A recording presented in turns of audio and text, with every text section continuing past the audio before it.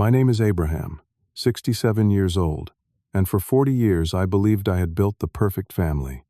My construction company provided well for my wife Eleanor and our son Jason. Last Sunday, during our traditional family dinner, Jason looked me dead in the eyes and said, "You're here because this is your house, but not because you're welcome." Those words cut deeper than any knife could. What could make a son say something so cruel to the father who raised him? The answer would shatter my entire world. Before I share this heartbreaking story, let me know where you're watching from in the comments. If you've ever felt rejected by someone you love, hit that subscribe button. Trust me, you'll want to hear how this ends. I was born in a small town in Minnesota, the son of a carpenter who taught me everything about building. By 25, I had started my own construction business. It was small at first, just me and 2 other guys taking whatever jobs we could find. We built decks, renovated kitchens, and fixed roofs.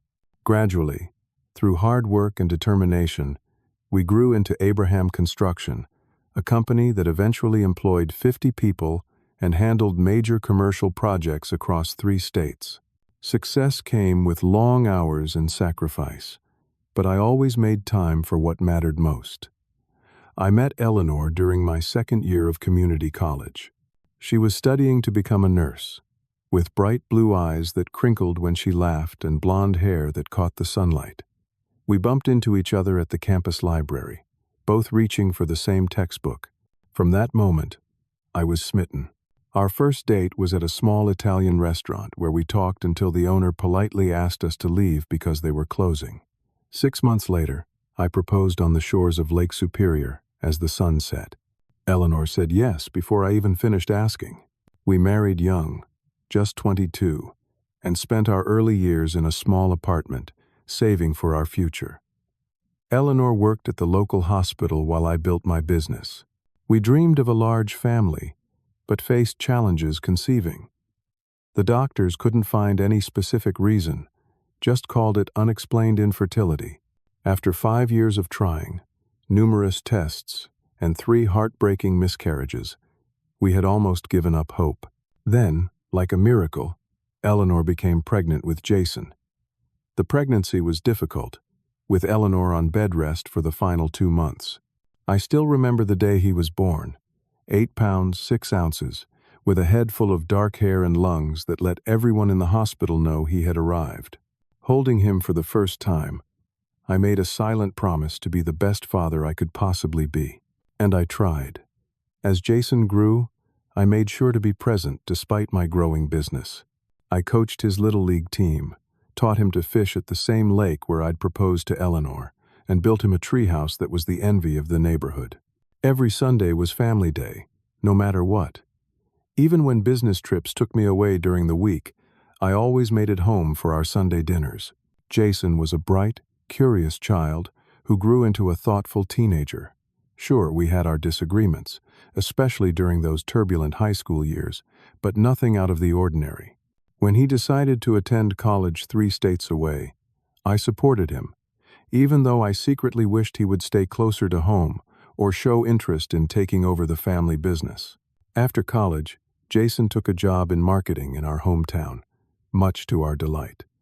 He bought a house just 20 minutes from ours and resumed our Sunday dinner tradition. These past few years, he seemed to be thriving in his career, even dating a nice woman named Sophia, whom Eleanor and I both liked. But about a year ago, I started noticing subtle changes. Jason began canceling our dinners more frequently, always with plausible excuses. Work deadlines, plans with friends, car trouble. When he did come over, conversations felt strained. He would check his phone constantly, respond to my questions with short answers, and leave earlier than usual. "Do you think something's bothering Jason?" I asked Eleanor one night after he had left abruptly, barely touching his food. "He's just busy with work," she said, not meeting my eyes as she cleared the table. "You remember what it was like building your career." I accepted her explanation, though something felt off. Maybe it was just the natural distance that comes as children establish their own lives. Still, I missed the easy relationship we once had. Eleanor's behavior changed too. She started taking phone calls in another room, keeping her voice low. When I asked who had called, she would say, "Just a friend from work," or "a telemarketer." After 40 years of marriage, I could tell when my wife was hiding something, but I didn't push. We had always given each other space and trust. One evening, I came home early from a meeting to find Eleanor hastily wiping tears from her eyes. "What's wrong?" I asked, concerned. "Nothing," she insisted. "Just a sad movie." The television wasn't on. These small moments accumulated like stones in my pocket, weighing me down with worry. Still, I convinced myself everything was fine. Every family goes through phases. Jason was establishing his independence. Eleanor might be going through menopause or dealing with work stress. Last month, determined to reconnect, I decided to host a special Sunday dinner. I invited Jason a week in advance, making sure he kept the date free. I planned to cook all his favorites: my famous smoked brisket that takes 12 hours to prepare, garlic mashed potatoes, and Eleanor's apple pie for dessert. I even bought a bottle of the expensive whiskey Jason favored, hoping to recreate the warmth of our earlier family gatherings. "This will be just what we need," I told Eleanor as we prepared the house that Sunday morning. "Some quality time together." She nodded, but her smile didn't reach her eyes. I spent all day preparing for that dinner. Woke up at 5 in the morning to start the brisket. Made sure it was cooking at exactly 225 degrees. I hand-selected potatoes at the farmer's market, picked fresh herbs from Eleanor's garden, and even polished the good silverware we usually only used for holidays. Everything had to be perfect. While cooking, I reminisced about all the Sunday dinners we'd shared over the years. Jason cutting his meat into tiny pieces as a child. His teenage years when he'd wolf down 3 helpings while telling us about school. The college visits when he'd bring laundry home, but also new ideas and perspectives that made our conversations richer. These memories kept a smile on my face as I worked, hopeful that tonight would mark a return to those happy times. Eleanor seemed distracted as she set the table, rearranging the silverware multiple times and changing the napkins from blue to cream and back to blue again. When I asked if everything was okay, she just nodded and said she wanted things to be nice for Jason. 6 o'clock came and went with no sign of him. I texted to see if he was running late. No response. By 6:30, Eleanor suggested we should start without him, but I insisted on waiting. The food could be reheated. This night was about family. At 6:45, we heard his car pull into the driveway. Through the window, I watched Jason sit in his vehicle for nearly 5 minutes before finally getting out. His shoulders were hunched, his movements reluctant. Not exactly the enthusiasm I'd hoped for, but at least he was here. "Sorry I'm late," he mumbled as he entered, not offering any explanation. No hug, no handshake, just a quick nod in my direction. "No problem, son," I said, clapping him on the shoulder. "The food's ready whenever you are." At the table, conversation limped along painfully. I asked about his work, and he gave one-word answers. I brought up the baseball season, usually a safe topic between us, but he just shrugged and said he hadn't been following it. Eleanor attempted to fill the silences with nervous chatter about neighbors and community events, but Jason barely acknowledged her either. The tension was palpable. Jason kept checking his watch, pushing food around his plate more than eating it. I noticed him avoiding eye contact with both of us, staring instead at a spot on the wall behind my head or down at his plate. "Is the brisket okay?" I asked after watching him take only 2 small bites. "I can make you something else if you'd prefer." "It's fine," he said flatly. Eleanor gave me a warning look, silently telling me to let it go, but I couldn't. This dinner was supposed to bring us closer, not push us further apart. "Jason, I feel like there's something going on with you," I said finally, setting down my fork. "You've been distant for months now. Whatever it is, you can tell us. We're family." His jaw tightened. "Family," he repeated, the words sounding bitter on his tongue. "Yes, family," I pressed. "Your mother and I are worried about you." Jason's eyes flicked briefly to Eleanor, who suddenly seemed intensely interested in cutting her meat into precise, tiny pieces. "I'm fine," he said. "Just busy." I tried again. I was thinking we could take that fishing trip we've been talking about. Head up to the cabin for a long weekend, just the two of us. Like old times. I don't think so, he said. Why not? You used to love going up there. Things change, Dad. The way he said Dad felt wrong, almost sarcastic. I pushed my plate away. Frustration building. What's that supposed to mean? Nothing. Just leave it alone. No, I won't leave it alone. Something's clearly bothering you, and I want to know what island. Did I do something wrong? Are you in some kind of trouble? Eleanor interjected. Abraham, maybe now isn't the time. When is the time then? I turned to her. He barely talks to us anymore. He shows up late, doesn't eat, doesn't engage. I want to know why. Abraham, please. Eleanor's voice had an edge of panic. That's when Jason slammed his hand on the table, making the dishes jump. You want to know why? You really want to know? The sudden outburst stunned me into silence. Jason had never been one to lose his temper. I found the letters, he said, his voice shaking. I found them, and then Mom confirmed everything. I looked between them, completely lost. What letters? What is he talking about, Eleanor? Neither of them answered. Jason's face had flushed red, and Eleanor had gone pale, her hands trembling as she set down her utensils. Would someone please tell me what's going on? I demanded. Jason stood up, towering over the table. You're here because this is your house, but not because you're welcome. The words hit me like a physical blow. I felt winded, confused, hurt beyond measure. Jason, what are you saying? Ask her, he spat, gesturing toward Eleanor. Ask your wife what she's been hiding from both of us for over 30 years. Before I could respond, Jason threw his napkin down and stormed out. The front door slammed so hard that the family photos on the wall rattled. Through the window, I watched my son get into his car and speed away, tires screeching on the pavement. The silence that followed was deafening. Eleanor sat frozen, tears streaming down her face. What just happened? I asked, my voice barely above a whisper. What letters was he talking about? What have you been hiding? Eleanor shook her head, lips pressed tightly together. Eleanor, talk to me, I pleaded. Not tonight, she finally said, voice breaking. I can't. Not tonight. She got up and walked upstairs to our bedroom, leaving me alone at the table with cooling food and unanswered questions. I heard the bedroom door close and lock, something that had never happened in 40 years of marriage. That night, I slept in the guest room, unable to face whatever truth awaited me. Sleep evaded me as I replayed Jason's words over and over. You're here because this is your house, but not because you're welcome. What could possibly make my son say something so hurtful? What letters had he found? What secret had Eleanor confirmed? As dawn broke, I was no closer to understanding. But one thing was certain. Nothing would ever be the same again. I gave Eleanor space that night, but by morning, my patience had evaporated. I needed answers. The house was quiet when I emerged from the guest room. Too quiet. I found Eleanor sitting at the kitchen table, still in yesterday's clothes, staring blankly at a cold cup of coffee.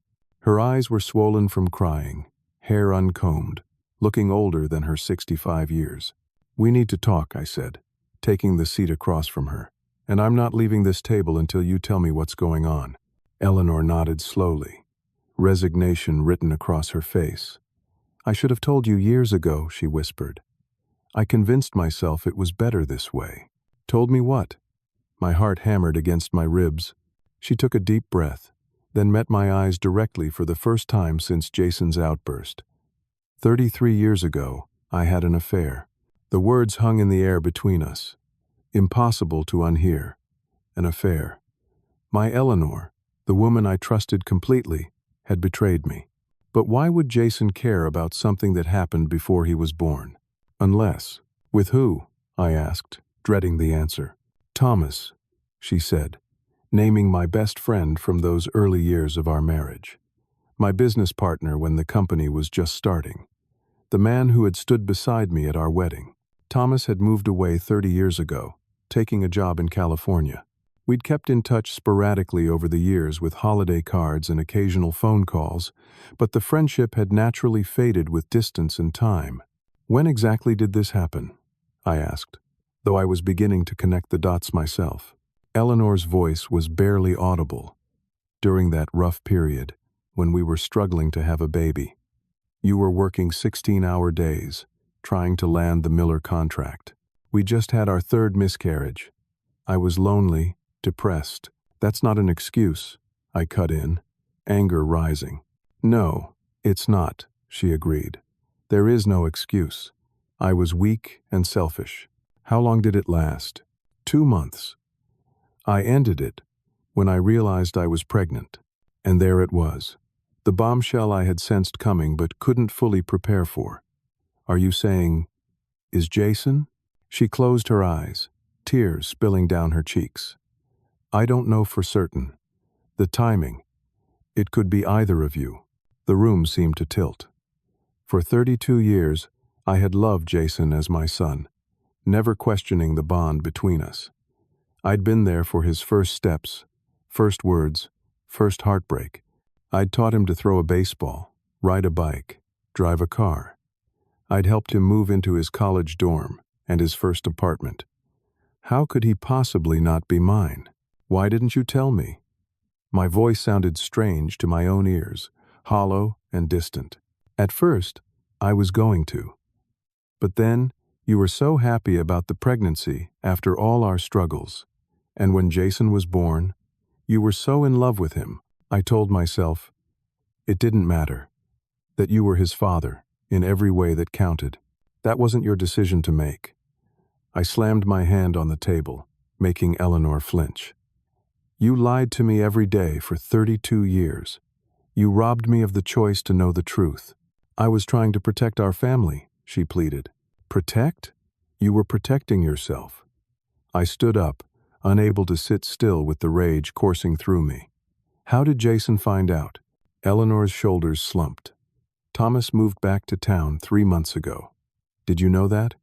He reached out to me, wanted to reconnect, said he'd never forgotten me. Another betrayal. Thomas had been back for months and hadn't contacted me. I told him no. That chapter of my life was closed, Eleanor continued. But he sent letters to our old address. The new owners forwarded them here. Jason stopped by, unexpectedly last month when I wasn't home. He was looking for that fishing gear you stored in the attic and found the box with Thomas's letters instead. So Jason read these letters and figured out he might not be my biological son, I summarized, trying to make sense of it all. Eleanor nodded. He confronted me about 2 weeks ago. I should have told you then, but I was scared. I hoped somehow I could fix things with Jason first, make him understand. Understand what? That his mother has been lying to him his entire life? That the man he thought was his father might not be? My voice rose with each question. How could you keep this from both of us? I never meant to hurt either of you, she said, her voice breaking. I love you, Abraham. I've spent 30 years trying to make up for my mistake. Does Thomas know? About Jason possibly being his son? She shook her head. Number.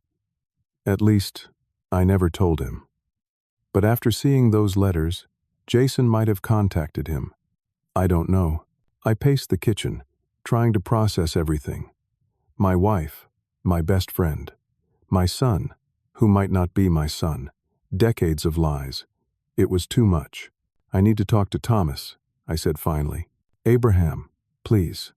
Eleanor reached for my hand, but I pulled away. Don't, I warned. Don't touch me right now. Her face crumpled, but I couldn't find any sympathy. Not yet.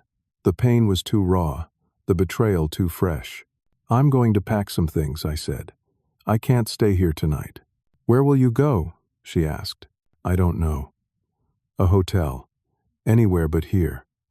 I headed for the stairs, then paused. Have you tried reaching Jason? He won't answer my calls or texts. I nodded, unsurprised. I'll try him later. He deserves to hear from me, even if I don't know what to say yet.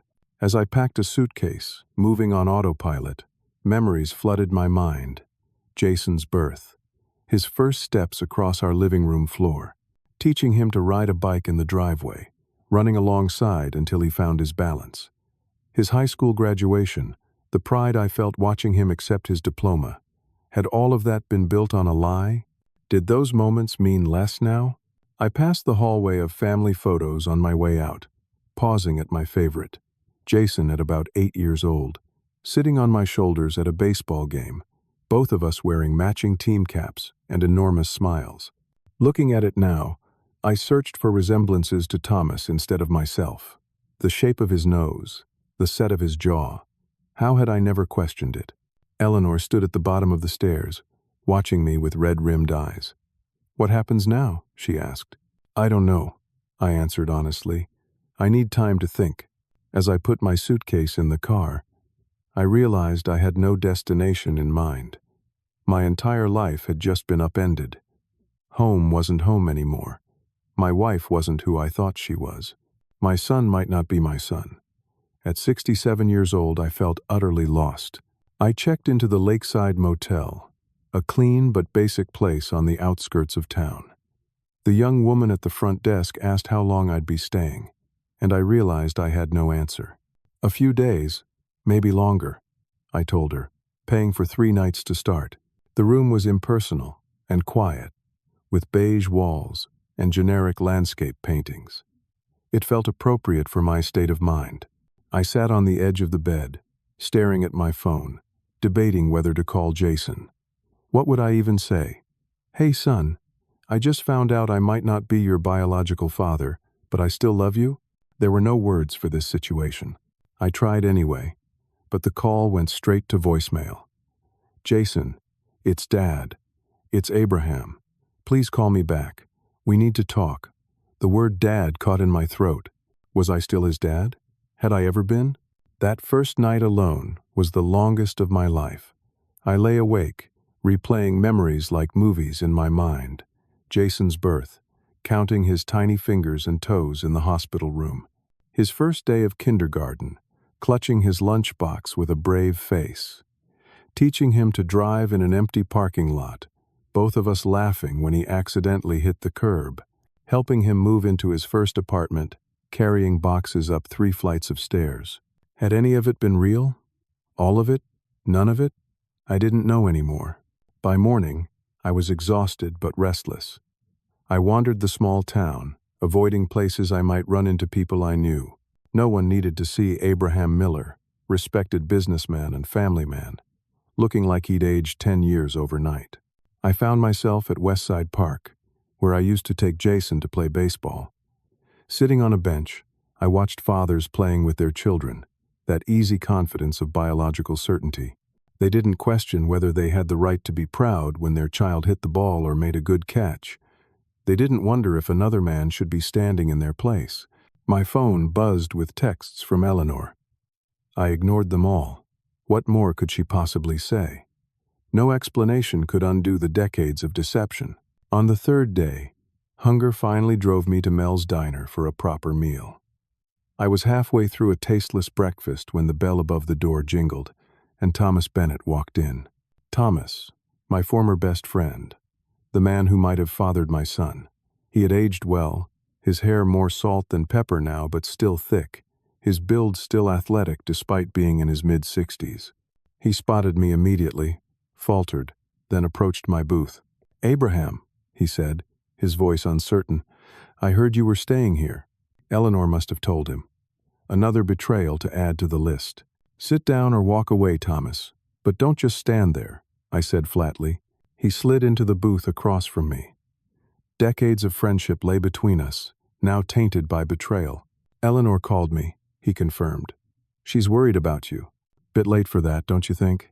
Thomas sighed, running a hand through his hair, a nervous gesture I remembered from our younger days. "I'm so sorry, Abraham. What happened all those years ago? There's no excuse." "Did you know?" I asked bluntly. "About Jason possibly being yours?" His eyes widened in genuine shock. "What?" "No. Eleanor never. I had no idea there was even a possibility." "Then why are you back in town? Why contact Eleanor after all these years?" Thomas looked down at his hands. My wife died last year. Cancer. Coming back here. I guess I was trying to reconnect with my past. I reached out to Eleanor as a friend, nothing more. A friend you had an affair with, I reminded him bitterly. It was wrong, he admitted. The biggest mistake of my life. I betrayed my best friend. It's why I took that job in California, why I left. I couldn't face you knowing what I'd done. Part of me wanted to punch him right there in the diner. Another part recognized the genuine remorse in his eyes. Have you met with Jason? I asked. Thomas shook his head. Number I didn't even know he knew about. Any of this. Eleanor just told me yesterday when she called, looking for you. Well, he knows. And now he wants nothing to do with either of us. Abraham, regardless of biology, you're his father, Thomas said earnestly. You raised him. You were there for every important moment of his life. I was just a sperm donor at best, if he even is mine. That's not for you to decide, I snapped. It's up to Jason. Of course, Thomas agreed quickly. I just want you to know, I have no intention of trying to replace you or claim any relationship with Jason. If he reaches out to me, I'll talk to him, answer his questions honestly. But I'll make it clear that you're his real father. I wanted to hate Thomas. It would be easier if I could direct all my anger at him. But sitting across from him, seeing the regret etched into his face, I recognized that the greater betrayal had been Eleanor's. She was the one who had maintained the lie for decades, robbing all of us of the truth. I think it's best if you keep your distance, I said finally. From all of us. Thomas nodded, understanding. I'm moving back to California next month anyway. The only reason I came back was nostalgia, I guess. A mistake. As he stood to leave, he placed a business card on the table. If Jason does contact me, I'll let you know. And if you ever want to talk, well, the offer's there. I watched him walk away, feeling hollow rather than vindicated. My anger remained, but it had nowhere productive to go. Later that day, I drove past the house Eleanor and I had shared for 35 years. I slowed down but didn't stop. It no longer felt like home. Nothing did. Back at the motel, I found myself doing something I hadn't done in years, drinking alone. The cheap whiskey burned going down, but I welcomed the sensation. It was better than the numbness that had settled over me. As the alcohol took effect, questions swirled in my mind. What made someone a father? Was it genetics alone? Or was it the thousands of moments of care, guidance, and love? I pulled out my wallet and removed the worn photo I'd carried for years. Jason at his college graduation, arm around my shoulder, both of us beaming with pride. Looking at it now, I couldn't help searching for physical similarities between us. His eyes were blue like mine, but so were Eleanor's. His height could have come from either Thomas or me. His smile, though. I'd always thought he had my smile. Did it even matter? I had been there for every skinned knee, every school play, every triumph and failure. I had taught him to be honest, hardworking, and kind. Didn't that count for something? But then another voice whispered, if honesty was so important, didn't he deserve to know the truth from the beginning? I fell asleep with these thoughts chasing each other around my mind, no closer to peace than when the day began. After 5 days at the motel, I knew I needed to make some decisions. I couldn't hide forever. I had a business to run, responsibilities to meet, and despite everything, I was worried about Eleanor.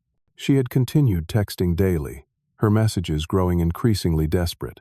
I drove to our house mid-morning, knowing Eleanor would be home. I wasn't ready to move back in, but I needed to collect more of my belongings and have a proper conversation about our future, whatever that might be. Eleanor opened the door before I could use my key. One look told me she hadn't been sleeping or eating well. Her clothes hung loosely on her frame, dark circles shadowed her eyes, and her hands trembled slightly as she stepped back to let me in. I wasn't sure you'd come back at all, she said, her voice hoarse. I'm just here for some clothes. And my laptop, I replied, heading for the stairs. "Abraham, please," she called after me. "Can we talk?" I paused, not turning around. What's left to say? A lot, I think. Upstairs, I packed methodically, taking what I needed for at least 2 more weeks away. Eleanor hovered in the doorway, watching silently. When I finished, I headed back downstairs, intending to leave immediately, but she blocked my path in the hallway. "Move, Eleanor. Not until you listen to me. 5 minutes, that's all I'm asking." I glanced at my watch pointedly. 5 minutes. We sat across from each other at the kitchen table, just as we had when she first confessed. The familiarity of the setting only heightened how foreign everything else felt. "I know saying I'm sorry isn't enough," she began. "What I did was unforgivable, both the affair and keeping it secret. If I could go back and change it, I would. But you can't," I said flatly. "No, I can't." She twisted her wedding ring anxiously. "I've tried calling Jason every day. He won't answer. Can you blame him?" Number 8 tear slid down her cheek. "I've destroyed our family, and I have to live with that. But Abraham, there's something else you should know." Her tone made me look up sharply. "What now? More secrets?" She shook her head. "Not a secret exactly. I just didn't want to add to your burden when you first left." She took a deep breath. "I was diagnosed with breast cancer 3 months ago." The words hit me like a physical blow. "Cancer? Why didn't you tell me?" "I was going to, but then all this happened with Jason finding the letters. The timing never seemed right." She gave a small, bitter laugh, as if there's ever a right time for news like that. "How bad is it?" I asked, professional concern temporarily overriding my anger. "Stage 2. The doctors are optimistic. I've already had surgery, and I'm scheduled to start radiation next week." I processed this information, emotions warring within me. Anger at being kept in the dark yet again.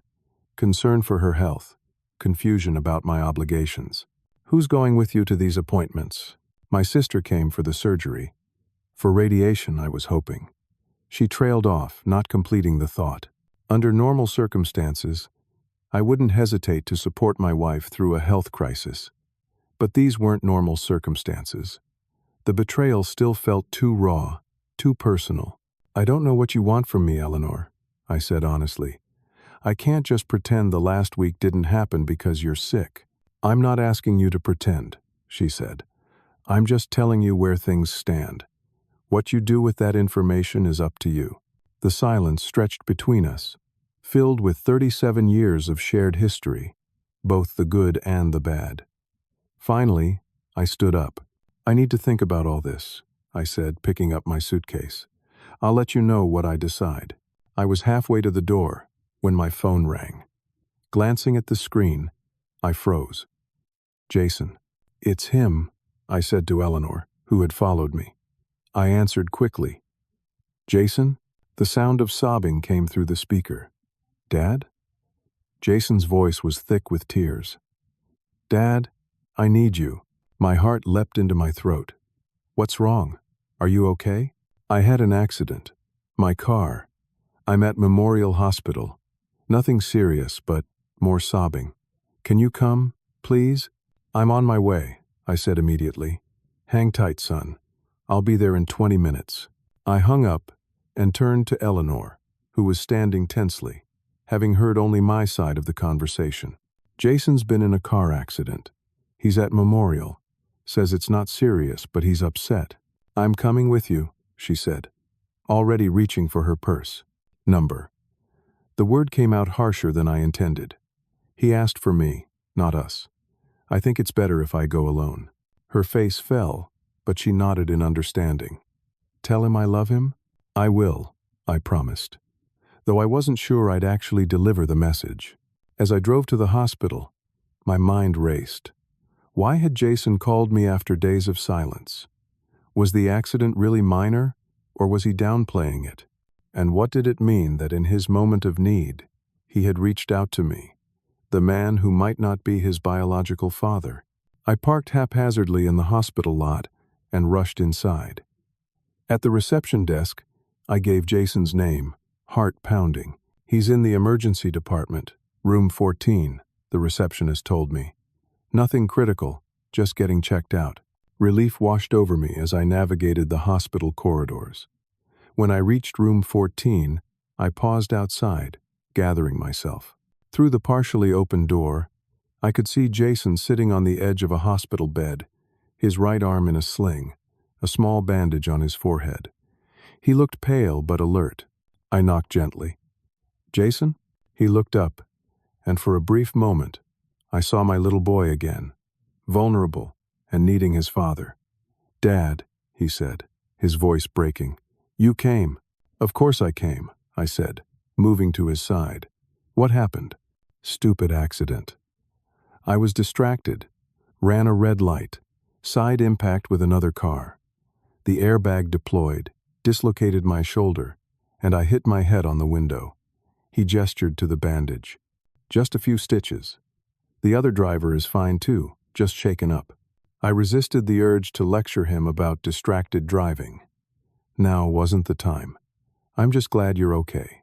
An awkward silence fell between us. The elephant in the room grew larger with each passing second. "I wasn't sure you'd come," Jason finally said, looking down at his hands. "After what happened at dinner." "You're my son," I said simply. "Nothing changes that." He looked up sharply, eyes searching my face. "Even if I'm not? Biologically, I mean?" I took a deep breath, choosing my words carefully. "Even then." More silence, but less tense this time. A nurse came in to check Jason's vitals, telling us the doctor would be in shortly with discharge papers. When we were alone again, Jason spoke. "I'm sorry for what I said at dinner. I was angry, confused. I still am, but I shouldn't have said it that way." "You had every right to be angry," I assured him. "You still do, finding out like that, after all these years." "I found the letters while looking for my old baseball glove in the attic," he explained. "I wasn't snooping. They were just there, in a box that had fallen over. When I saw Thomas's name, I was curious. I had no idea what I was about to read." I nodded, imagining the shock he must have felt. "I confronted Mom right away," he continued. "She admitted everything. Said she never knew for sure if you or Thomas was my biological father, that she'd been too afraid to find out, afraid to lose you both." "When was this?" I asked. "About 2 weeks before that dinner. I needed time to process. I was angry at Mom, but also at you." "At me?" I was genuinely surprised. "I didn't know anything about this until after you left that night." "I know that now," Jason said. "Mom made that clear. But at first, I wondered if you had known all along and chosen to raise me anyway. Then I thought maybe you had suspected but never wanted to know for sure." I was angry at everyone. The doctor arrived then, interrupting our conversation. He explained that Jason's injuries were minor, gave instructions for care, and handed over prescriptions for pain medication and muscle relaxants. "Someone should stay with you tonight," the doctor advised. "Just to be safe with the concussion, mild as at Island." "I'll stay with him," I said automatically. Jason looked surprised, but didn't object. An hour later, we were at Jason's house. The place was a mess, unusual for my typically neat son. Takeout containers littered the coffee table, dirty clothes were strewn about, and unwashed dishes filled the sink, signs of a life in disarray. "Sorry about the mess," Jason mumbled. "Haven't felt much like cleaning lately." "Don't worry about it," I assured him, helping him to the couch. "Let me get you some water for those pain pills." As I rinsed a glass in the kitchen, I felt a strange sense of purpose. For days I had been adrift in my own pain and confusion. Now, focusing on Jason's needs gave me something concrete to do, a familiar role to fill. Father taking care of son, regardless of DNA. I helped Jason take his medication, then sat in the armchair across from him. The conversation at the hospital had been interrupted, but we both knew it needed to continue. "Do you want to talk more about this?" I asked gently. "Or would you prefer to rest?" Jason adjusted his sling, wincing slightly. "I think we should talk. I've had enough silence and secrets." I nodded, bracing myself for whatever might come next. "I called Thomas," he said, watching my face carefully. The day after I found the letters, I tried to keep my expression neutral. What did he say? That he had no idea I might be his son.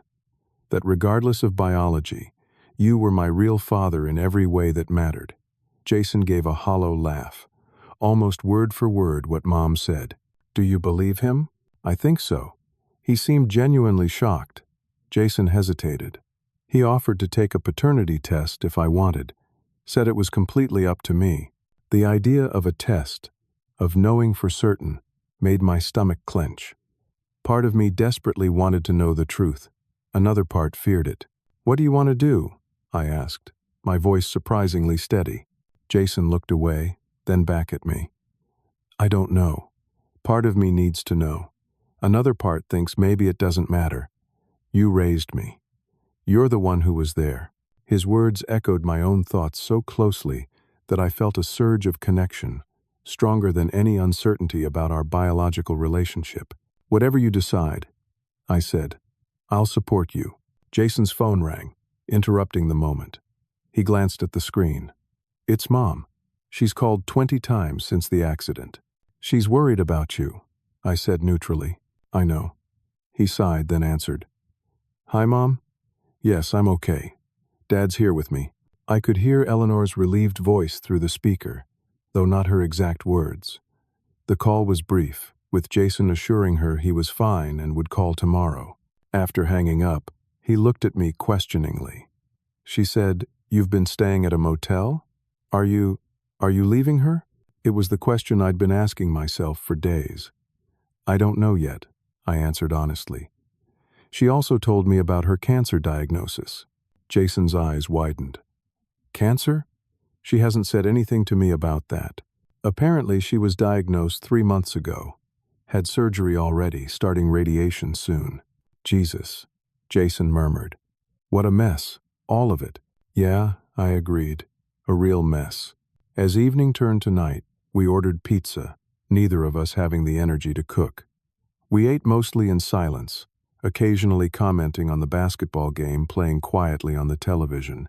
It was a strange limbo, both familiar and utterly changed. You should take the guest room, Jason said as he struggled to his feet. I need to sleep elevated with this shoulder anyway, so I'll take the recliner. Are you sure? I can sleep on the couch. Dad, you're 67. You're not sleeping on my couch. There it was again. Dad, said naturally, without hesitation. Whatever confusion Jason felt about his paternity, some part of him still saw me as his father. That night, lying in Jason's guest room, I found myself thinking not about DNA or betrayal, but about that word, Dad, what it meant, what it had always meant.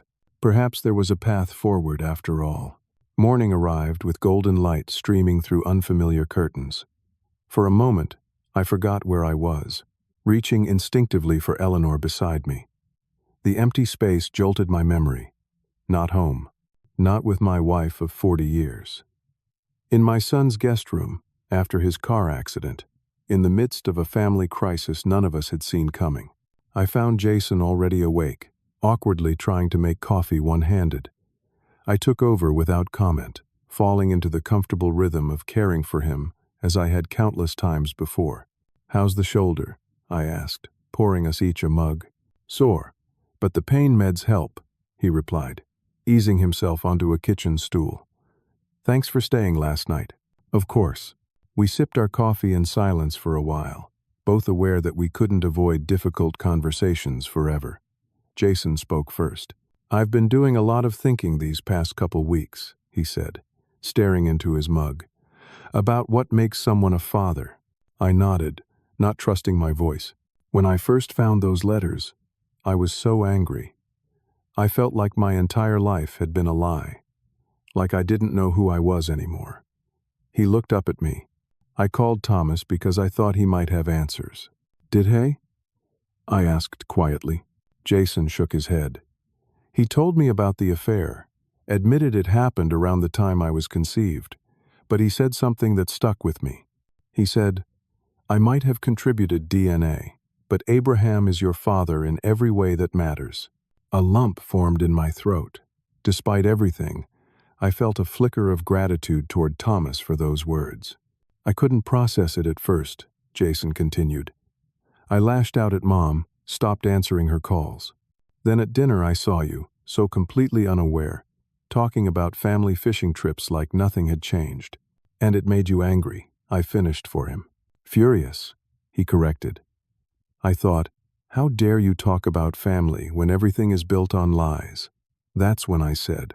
He trailed off, unable to repeat the cruel words. You said I was there because it was my house, not because I was welcome, I supplied, the phrase etched into my memory. Jason winced. I'm sorry. I wanted to hurt someone because I was hurting. I understand, I said, and surprisingly, I did. If I had been in your position, I might have reacted the same way. Jason set down his mug and looked at me directly. After the accident yesterday, when they asked who to call, you were the first person I thought of. Not Mom, not Sophia, not any friend. You. Because no matter what DNA might say, you're my dad. Tears pricked at my eyes, but I blinked them back. And you're my son. You always have been. Even if a test might prove otherwise? Even then, I said firmly. Jason, I was there when you were born. I taught you to ride a bike and throw a baseball. I helped you with your homework and drove you to college. I celebrated every victory and helped you through every setback. No test can erase those moments. Jason's eyes glistened. That's what I've been trying to tell myself. But then I think about all the lies, and I get angry all over again. The lies weren't your fault, I reminded him. Or mine. We were both kept in the dark. By Mom, he said, a hard edge returning to his voice. And by Thomas, I added, feeling an odd need to distribute the blame. He could have confessed to the affair at any time. Are you going to leave her? Jason asked bluntly. Mom, it was the second time he'd asked this question, and I still didn't have a clear answer.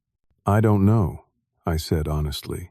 40 years is a long time to throw away, but trust is hard to rebuild once it's broken.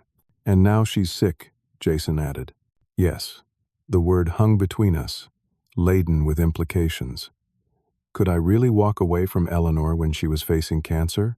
Would staying out of obligation rather than love be any better? What about you and Thomas? I asked, changing the subject slightly. Do you want a relationship with him? Jason considered this. I don't know. Part of me is curious, but he's a stranger. You're my dad. He hesitated. Would it hurt you if I got to know him?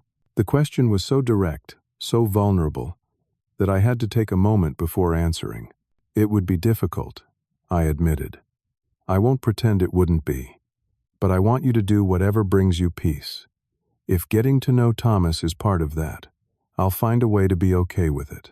Jason nodded slowly. I think I need time to figure out who I am in the middle of all this. Take all the time you need, I said. I'll be here. That's one thing that will never change. We spent the rest of the morning talking, more openly than we had in years. Jason shared his confusion, his anger, his sense of lost identity. I talked about my own feelings of betrayal, my questions about what it meant to be a father, my uncertainty about the future with Eleanor. It wasn't an easy conversation, but it was necessary. By lunchtime, something had shifted between us. The tension hadn't disappeared entirely, but it had transformed into something more manageable, more hopeful. I'm thinking about getting the test done, Jason said as I prepared to leave. Not because I needed to know you're my dad, but because I think the uncertainty might always hang over us otherwise. Is that okay? I took a deep breath. If that's what you want, I support it.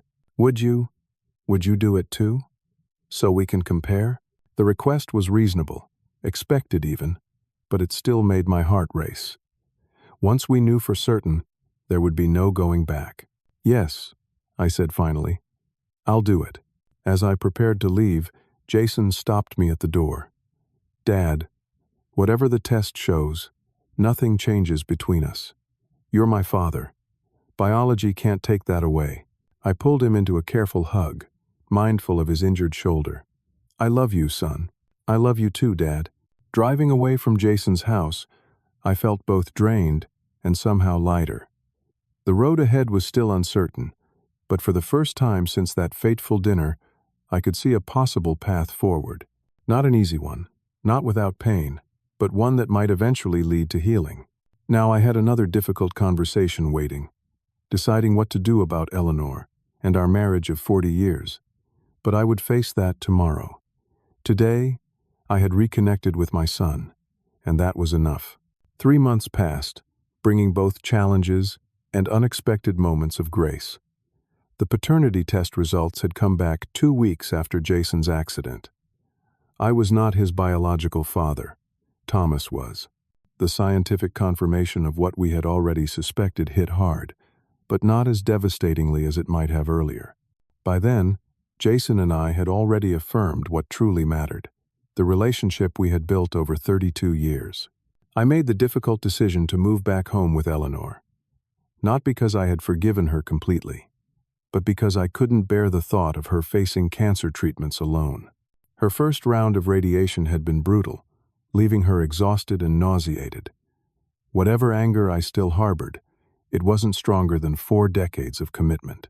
"You don't have to do this," she had said when I returned with my suitcase. "I don't deserve your kindness."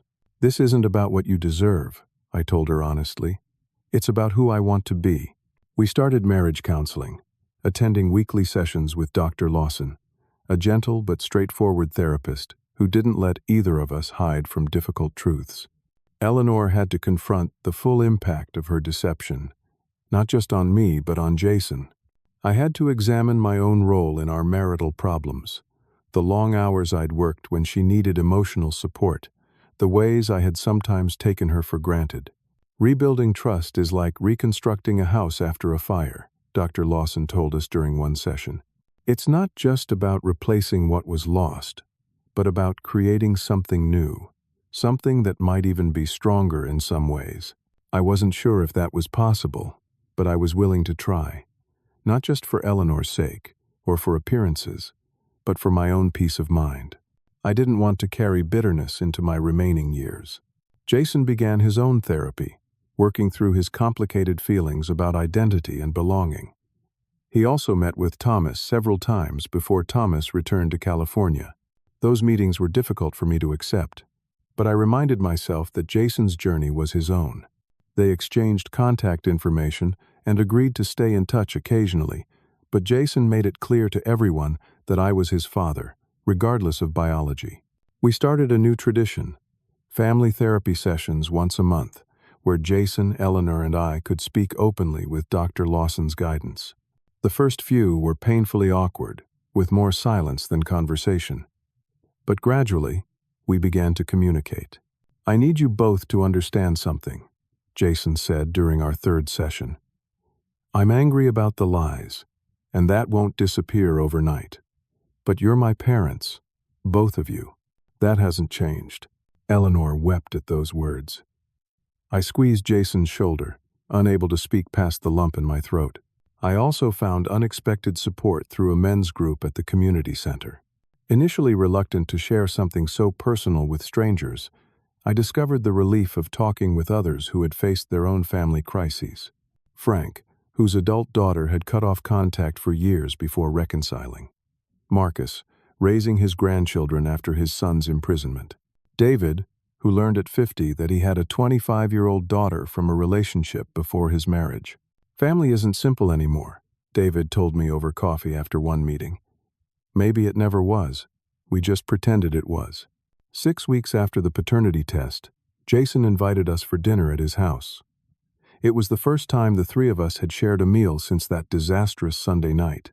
Eleanor brought a pie, her hands trembling slightly as she carried it inside. I brought a bottle of wine, unsure if we had anything to celebrate but wanting to mark the occasion somehow. The conversation was stilted at first, carefully avoiding sensitive topics. We talked about work, the weather, Eleanor's improving health. Then, as we finished the main course, Jason cleared his throat. "I want to try something new," he said. "Once a month, Sunday dinner, here at my place. No secrets, no pretending everything's perfect, just family." Eleanor reached for his hand. "I'd like that very much." "Me too," I added, genuinely meaning it. The next month, Jason brought Sophia, who had stood by him throughout the family crisis. The month after that, he asked if he could invite his friend Ryan, whose parents lived out of state. Our small Sunday gathering slowly grew, creating something new from the ashes of what had been broken. Yesterday marked 3 months since the truth had come to light. Eleanor's doctors declared her cancer in remission, though she would need regular checkups. Jason's shoulder had healed completely, and I had reached a place of qualified peace. Not perfect forgiveness, but a willingness to move forward. After our most recent Sunday dinner, as everyone else chatted in the living room, Jason pulled me aside in the kitchen. Joy surged through me. "That's wonderful news, son. We're thinking about a small wedding in the spring," he continued. "And I was hoping. Would you be my best man?"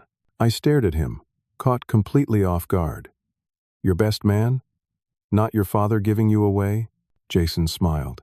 "Sophia's father will walk her down the aisle. But I want you beside me. You've always been my best man, Dad, through everything." In that moment, I realized something profound. The pain of the past months had not destroyed us. Instead, it had stripped away pretense and forced us to choose what truly mattered. Jason had chosen me as his father, not because biology demanded it, but because love suggested it. And I had chosen to remain his father, not out of obligation, but out of the deep connection we had built over a lifetime. Eleanor and I still had work to do on our marriage. The betrayal had left scars that might never fully fade. But watching my son, happily engaged and rebuilding his own sense of family, I felt a quiet certainty. We would be okay. Different perhaps than before, but okay. Life rarely follows the neat patterns we expect. It twists and turns, sometimes breaking apart what we thought was solid. But in that breaking, we discover what is truly unbreakable. For me, it was the bond with my son, forged through thousands of small moments of love and care. No secret, no revelation, no test result could sever that connection. As I look toward the future now, I carry this wisdom. True family is not defined by blood alone, but by choice, commitment, and love renewed daily. And sometimes, our greatest pain can lead to our deepest growth, if we have the courage to walk through the fire rather than around it. Have you ever discovered that something you believed about your family wasn't quite true? How did you handle it? Share your story in the comments below. And if this journey of forgiveness and rebuilding resonated with you, please hit that like button and subscribe to hear more stories of resilience and healing. Life throws us all curveballs, but together, we can learn to catch them with grace. Thank you for listening, and remember, it's never too late to rebuild what matters most.